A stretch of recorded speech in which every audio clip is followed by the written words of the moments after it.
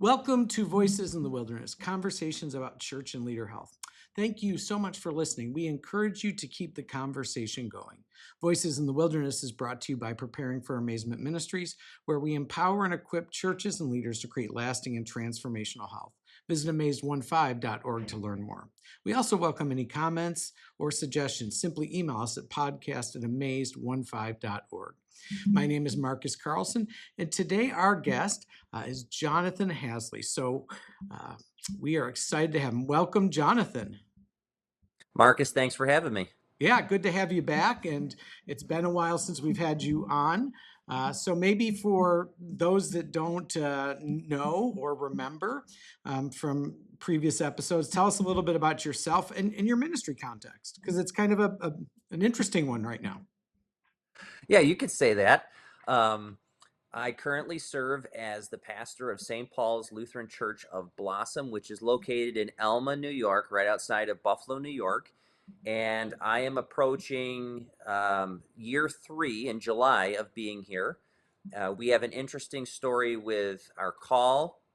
I came out on Mother's Day weekend of 2023 to have my interview and call candidate sermon and kind of meet everyone on that weekend. And during that process, the church building was having steeple work done. It caught fire, and the worship building burned down right in front of my wife and myself as we were discerning the call whether to pastor this church. And so that was a very interesting weekend where we met a lot of people in a short amount of time. I told the call committee you couldn't have planned a better mixer to meet everyone in the greater Buffalo community. For sure. And so we eventually came, and July 1st started with the call in 2023. And so we have been on a road of revitalization, rebuilding, and actually kind of rediscovery of who are we as a congregation and who is God calling us to be in this season. Yeah, maybe before you kind of give us an update, talk a little bit about that process, not the building process, but the process you said of kind of rediscovering and revitalizing now that you're getting close to 3 years. Maybe share a little bit about, the kind of key pieces from inside and outside the organization that have been a part of that. Yeah, with this congregation, St. Paul's being a historic congregation, roots in the 1860s.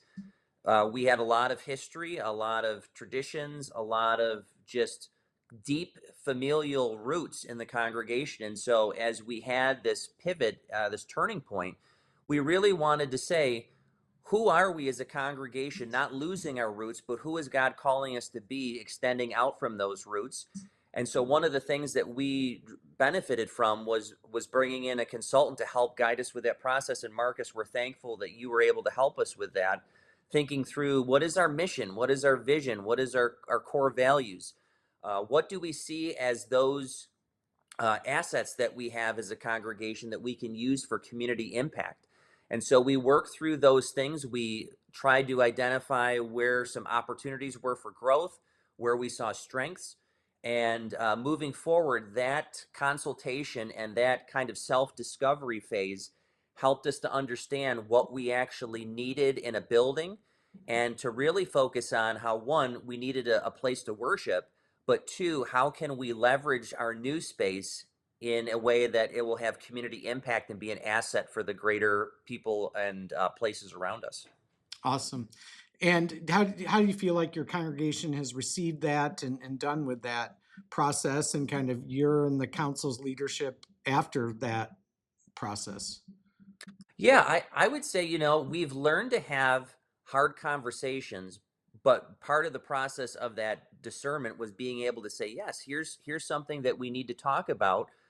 There may be some opinions on either side of, question A, B, C, or D, but how to talk through that in a way and look at it through the lens of the Great Commission and what our mission is as kind of the true north.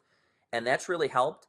And also being able to sit down relationally with people and have them tell me, like, this is why I'm thinking this, and me being able to ask and say, tell me more, so that I can understand where they're coming from and they can understand where I'm coming from and where the council's coming from and where other congregation members are coming from.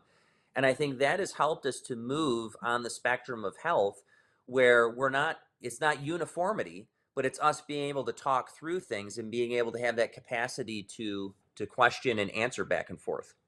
Nice. And obviously, being able to do conflict is kind of important when you're building a building because that can create some Yeah. conflict and some opinions. Give us an update on the church with the fire and the rebuild. Yeah, so on March 21st, we had our groundbreaking ceremony, which was a big day, and we were very thankful because the Friday before was a complete downpour. The Sunday after was a downpour, and we had the groundbreaking outside, and we threaded the needle, which was great. But we had a huge turnout from the congregation, huge turnout from community members, the Chamber of Commerce, other churches, and we were just very blessed with Mm, that. And it was a shot in the arm to really push us forward. And so right now we're in the process of continuing to work with our architect, our construction team, working on some septic issues, going to be pivoting to foundation things, but we're well on our way. awesome. And if people kind of Googled the church or found you on social media or the internet, they could find ways to support that if they wanted to do that pretty easily. Yeah, we have our website, stpaulsblossom.org, and there is a giving section right on there. There's also, if you go to our Facebook page, there's tons of pictures and things like that. So there's ways to get a hold of us, and anything that anyone would provide is greatly appreciated. We have been just blown away by congregations near and far, Mm. businesses, individuals, and it really has shown how the church can rally around brothers and sisters in Christ. Yeah. Yeah. I think people often assume that, even with good insurance that can, cover it. And it does not work that way. And Correct. certainly as costs have changed over the 3 years quite a bit, I know that's been a piece of it. And in the midst of this, because you're a glutton for punishment, you've got 3 young kids and you've been doing, you're like me, you love to continue education. And so you're working on your doctor of ministry through Kairos University. And so maybe share a little bit about what you're doing for that and why did you choose that? Sure. Yeah, I wanted to do something that was really directly applicable to the local church and specifically what we have going on here. One of the things that I had thought through during the call process here is this congregation had been without a pastor for 2+ years. There Mm, was a gap. And so, through the diligence of some congregational deacons and some other ministry leaders, they were able to patch it together and work their way through.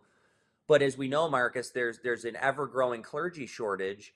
And so I really think that the local church has a significant role to play in raising up leaders to be able to remedy that, and not only remedy that, but to launch church planters and all other sorts of ministry leaders that can work within and without the local church. And so for the Doctor of Ministry project, I started to look at like 3 different areas that are impacting this type of shortage and need. And it was the religious landscape, the whole idea of bivocational ministry, and then how there are changing patterns in theological education based on how the environment is shifting and changing. And so my project is ultimately leading towards what does it look like to create a contextualized program that trains and raises up bivocational pastors within the context of the local church. And that's been a really cool thing to explore, considering there's a lot of change going on very rapidly in the surrounding environment. yeah, for sure. And I mean, there's lots of data out there, but I wouldn't be surprised if in the next 10 years, the vast majority of pastors in North America are bivocational at all. And the shortage is all around. I've just learned of one tradition, one denomination, not one that I'm a part of, but that 1 in 5 churches are looking for a pastor. And so certainly kind of a season in that, and certainly a lot of challenges in that as well. And maybe to say a little more too about, we're going to divide this into 2 episodes, and we're going to Mhm. talk a little bit more, about the project and where you're at and what you've learned so far. But you're already doing something like that, not necessarily, to train up, professional pastors, but you're doing a lot in your current congregation to train up leaders and to train up those who can kind of serve. So maybe share with folks a little bit about that, because I think a lot of our smaller churches, which most churches are small, Mhm. a lot of our smaller churches kind of feel hopeless. And so, maybe share a little bit about that as well. Yeah. One of the blessings of this congregation when I came to it is, even though we're small, we're less than 100 on a given Sunday, and we have a small membership, is they had invested in a congregational deacon ministry. And so those deacons, when I got here, assisted with worship and did a few other things, but I tried to really focus intentionally on that leadership development with that core. And so we actually raised up three additional congregational deacons over the course of several months. I think it was about 15 months. We took them through like a crash course of theology, biblical studies, care, some practical ministry skills, healthy church. What does that look like?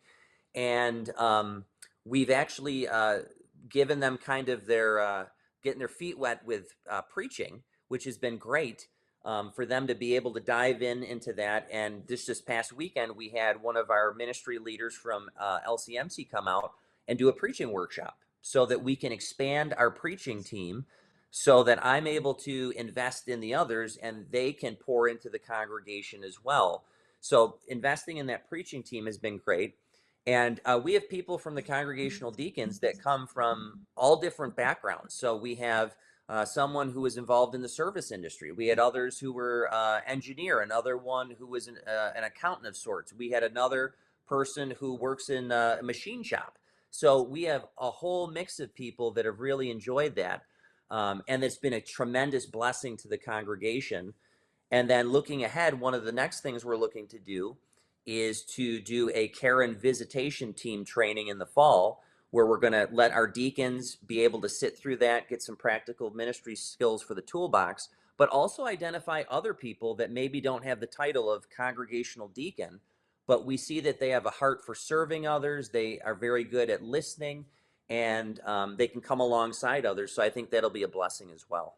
That's really, really cool. And how's your congregation responded to other people preaching? I know that smaller churches, especially when they have a paid pastor, that can be tricky. How has that gone? And yeah.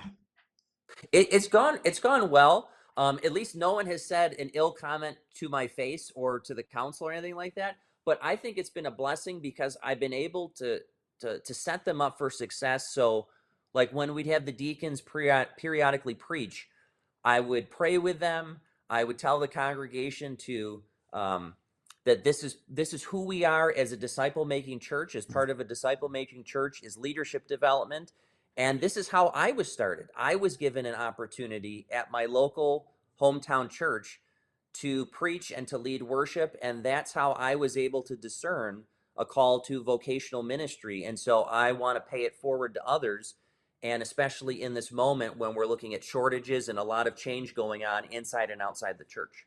Yeah, I love that pay it forward, kind of full circle moment. I wrote about that in a newsletter article recently that, this was our first Easter was our first holiday without all of us home. We've got both kids in college and kind of doing the pseudo empty nester, and my daughter wasn't able to come home, but she worshiped at a church that I served 20 something years ago, and the youth leader there was one of my youth. And Uh, so, did his wedding, and here he is, caring for my daughter and having lunch with his family with her for Easter. And so mhm. I do love those kind of full circle moments. And fun for you, I'm sure, is, you grew up in the area. So this has kind of been a bit of a homecoming of sorts as well.